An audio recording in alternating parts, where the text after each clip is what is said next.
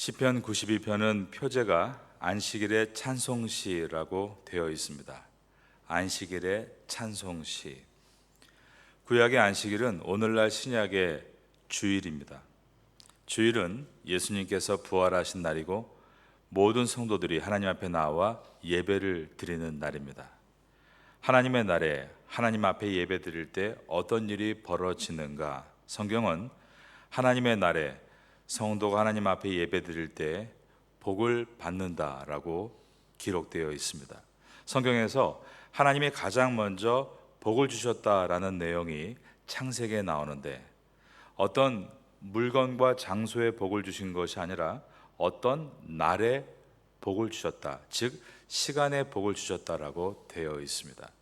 창세기 2장 3절에 보면 하나님이 그 일곱째 날을 복되게 하사 거룩하게 하셨으니, 하나님이 일곱째 날을, 즉 어떤 시간을 복되게 하셨다라고 되어 있습니다. 특정한 날을 복으로 삼으신 것입니다. 그 날은 6일 동안 열심히 일한 날이 아니라 하나님 앞에 예배드리며 안식하는 날을 복된 날로 삼으셨습니다. 노동의 날에 복을 주시지 않고 믿음의 날에 복을 주시는 것입니다. 그래서 어떤 신학자는 아주 정확하게 간파했는데, 그는 말하기를 우리가 믿는 기독교는 공간의 종교가 아니라 시간의 종교다. 공간의 종교가 아니라 시간의 종교이다.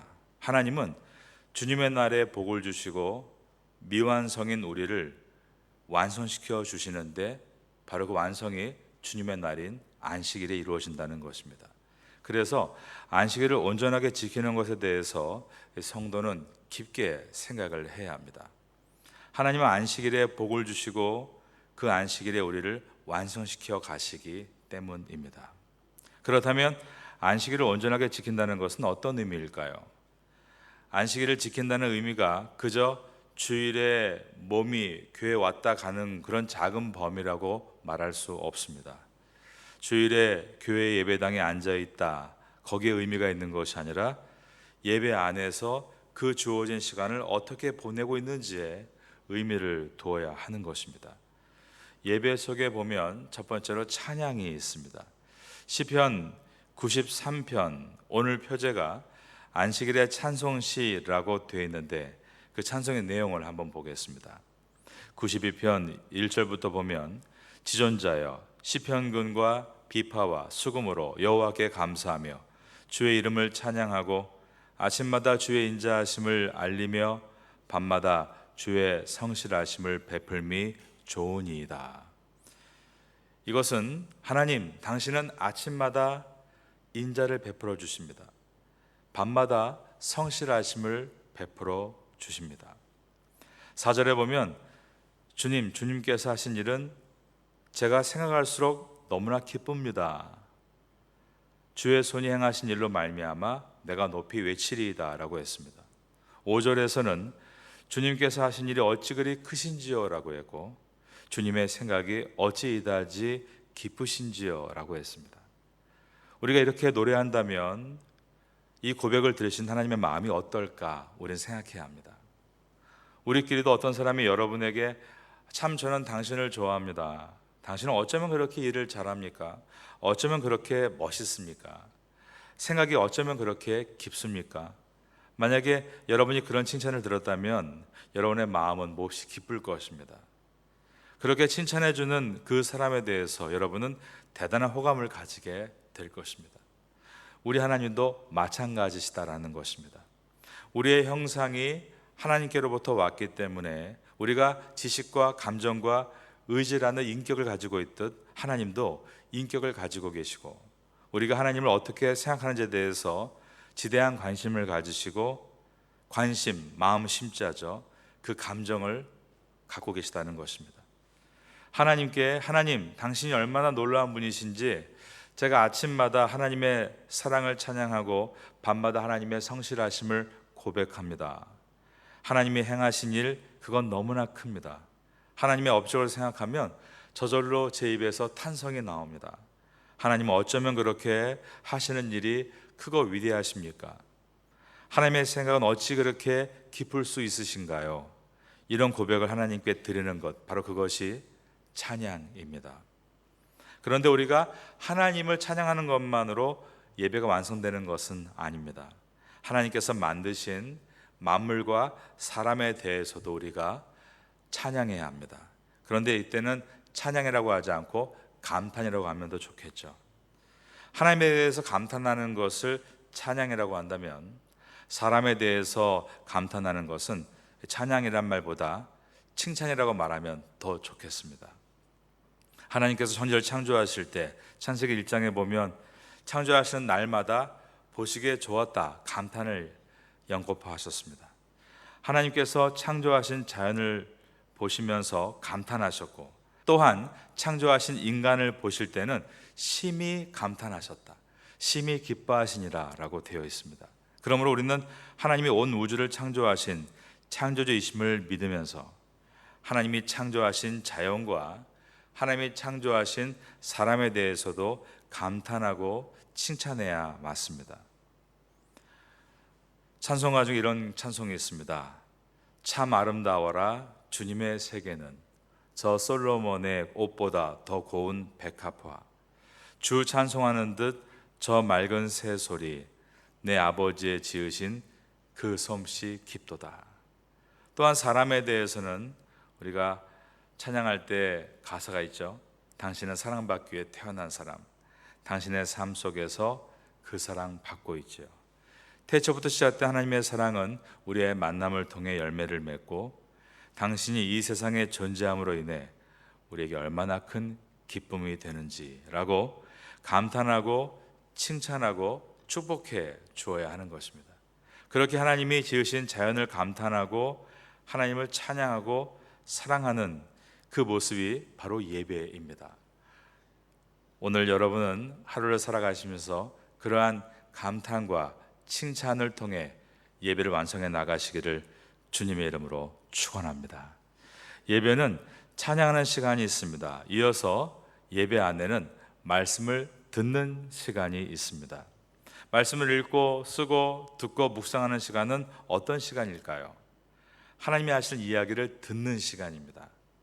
우리가 앉아서 하나님의 이야기를 들으려고 한다면 하나님께서 얼마나 기뻐하실까요? 하나님이 우리가 하나님의 말씀을 듣고 있는 것을 얼마나 기뻐하실까, 그 생각을 하면서 우리가 말씀 속으로 들어가는 것입니다. 우리가 성경을 읽죠. 그 시간은 어떤 시간인가요? 하나님, 제가 당신의 음성을 듣기를 즐겨합니다, 고백하는 시간입니다. 우리가 하나님 말씀을 듣는 것에 대해서 관심을 가지고 더 듣고 싶어하고 더 사모한다면 하나님께서 더 깊이 말씀하시겠죠. 저는 대학생 시절에 한 선배가 생각이 나는데, 저는 고3 때 신앙생활을 열심히 했기 때문에 그 열기가 대학생 때에도 많이 타오르고 있었고, 그 저보다 한 살 위 선배는 고3 때까지 신앙생활을 잘 못하다가 대학교 입학하고 나서 또 좋은 건강한 기독교 공동체에 들어가서 말씀을 배우며 저보다 늦게 신앙에 불이 붙은 경우였습니다. 그런데 이 선배가 하나님 말씀을 그 한 학기 동안 얼마나 밀도 있게 읽고 묵상하고 그것을 좋아하던지, 정말 제가 고2, 고3 때 읽었던 성경 분량보다 훨씬 더 많이 그 한 학기에 읽어내고 소화하는 것을 보았습니다. 그러자 신앙과 인격이 저보다 훨씬 더 몇 곱으로 빠르게 성장하는 것을 지켜보았습니다. 우리가 하나님 말씀을 사랑하고 듣고 싶어하고 배우고 싶어하면 하나님은 정말 신이 나실 것 같습니다. 그래? 이렇게 알고 싶다고? 그래, 내가 더 많이 보여주겠다.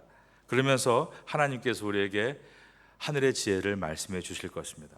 우리는 예배 드린다는 것을 한 부분만으로 치우치면 안 됩니다. 난 예배가 찬양이다, 찬양 드리는 게 좋다. 반대로 말씀 듣는 것은 별로 재미없다. 어떤 분은 뭐 이렇게 찬양이 경박하냐, 나는 그냥 하나님 말씀 연구하고 듣는 것만 좋다, 찬양은 싫다. 그렇게 한쪽으로 치우쳐서는 안 되는 것입니다.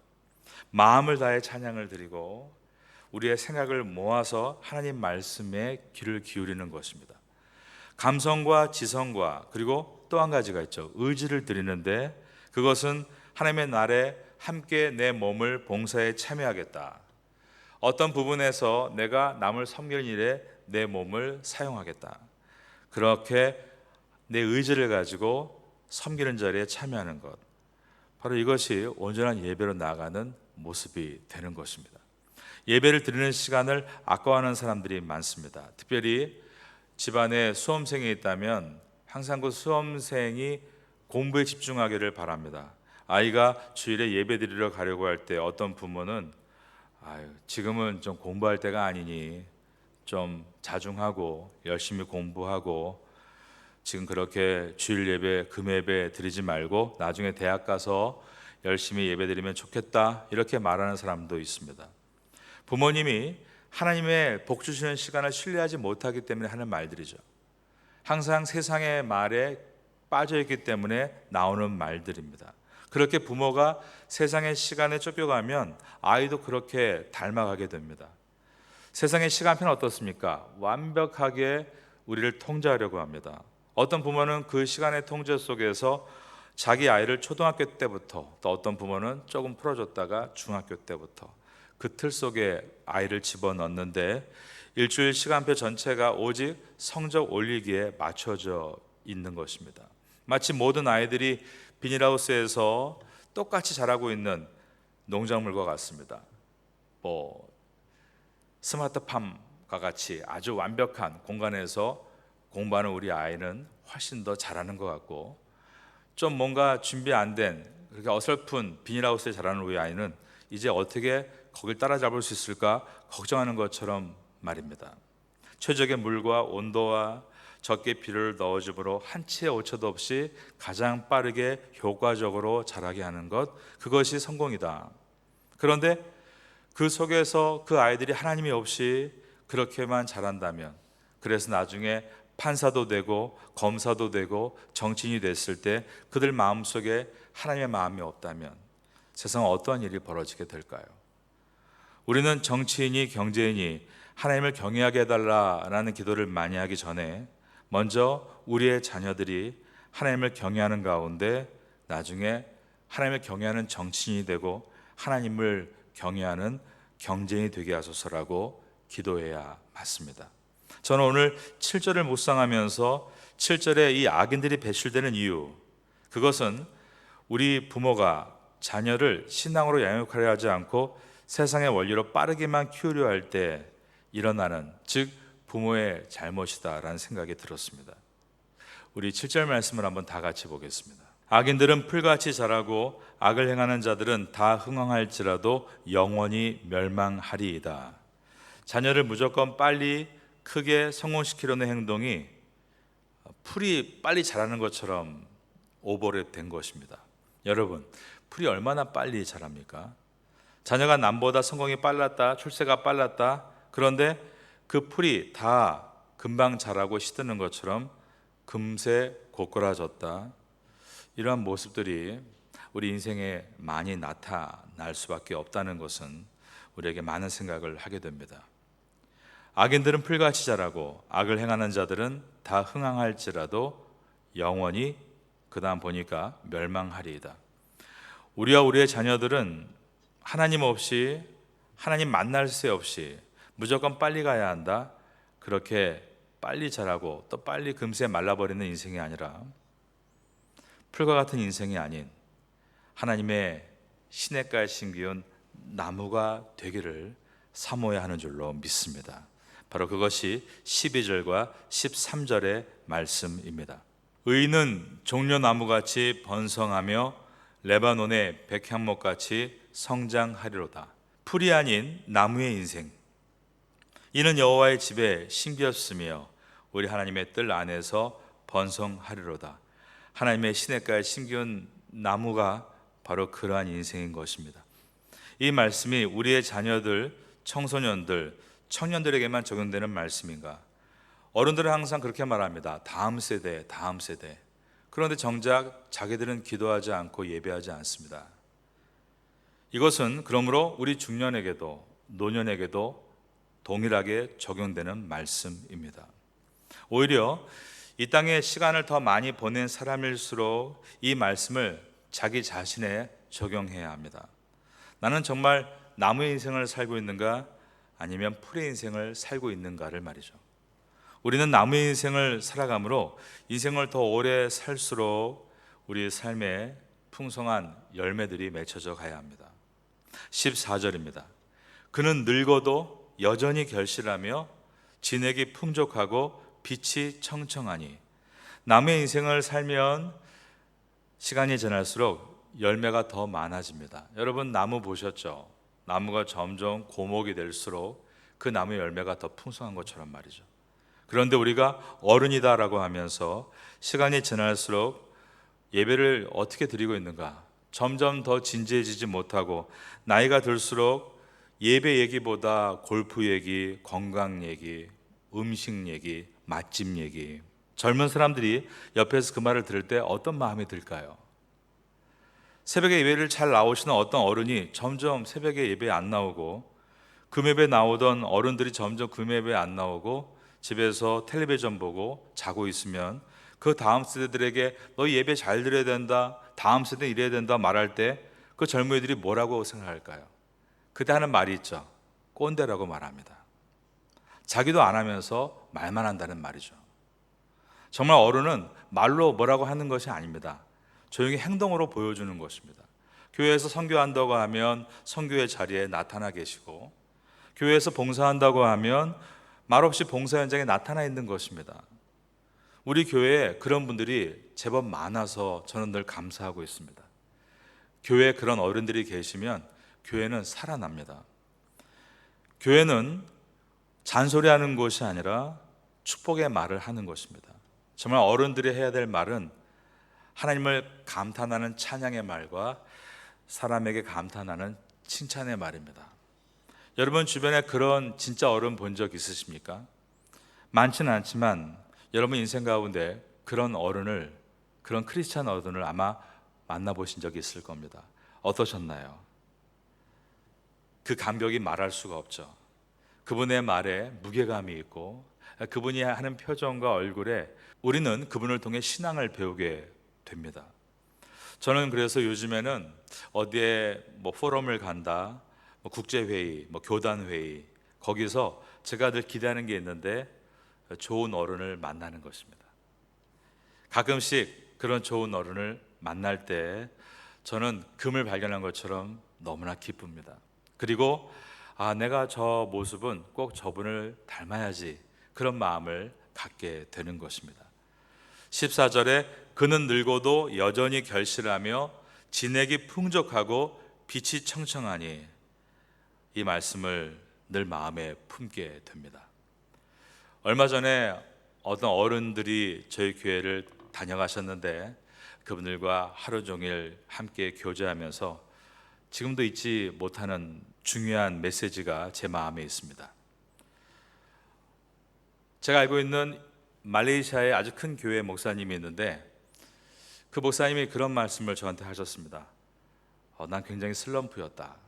그리고 또 저희 교회 방문했던 그 어른들도 그 말레이시아 목사님을 잘 알기 때문에 그 얘기를 하시는 겁니다. 그때 그 목사님은 아무런 소망도 없고 완전히 비전도 없는 슬럼프였다. 근데 여러분, 그때 그 말레이시아 목사님은 가장 문제가 없는 목회를 잘할 때였습니다. 그런데 그렇게 목회가 잘 되고 아무런 문제가 없을 때 본인도 또 옆에 있는 동료도 소망이 없고 가장 위기였다라고 말하는 것을 보면서 이 어른들이 살아있는 분들이구나. 그러면서 그 시간에 저와 함께 이야기를 나누는데 정말 피부와 걸음걸이는 이제 너무나 노쇠해서 은퇴를 앞두거나 은퇴를 한 분들이지만 그분들의 말과 눈빛은 저를 압도했고 저보다 훨씬 더 젊다는 것을 깨달았습니다. 이런 분들을 만난 것이 복이구나. 저는 여러분들이 서 있는 곳마다 여러분들의 후배들과 다음 세대들이 여러분을 보면서 그런 복을 얻는 축복의 통로가 될 수 있기를 예수님의 이름으로 축원합니다. 시편을 묵상하면서 우리의 시간은 아름답게 여물어 가기를 사모해야 하는 것입니다. 하나님 안에서 찬송을 올려드리고 하나님 말씀을 듣고 이웃과 더불어 살며 그들을 감탄해주고 칭찬하는 것, 바로 이것이 예배라면 그 예배는 오늘 이 시간, 이 새벽 예배를 드리는 시간이 진짜 예배가 아니라 이것은 소예배이고, 이제 세상에 나아가 하나님께서 만드신 그 세상을 향해 우리가 찬양하고 기뻐하고 감탄하는 것이 진정한 예배라는 것을 깨닫게 됩니다. 오늘 하루의 모든 일과가 하나님을 예배하는 멋진 날들이 되기를 바라겠습니다. 시간을 우리에게 선물로 주신 하나님 앞에 그 시간을 찬양과 감사와 기쁨의 예배로 만들어 가시는 성도가 될 수 있기를 예수님의 이름으로 축원합니다.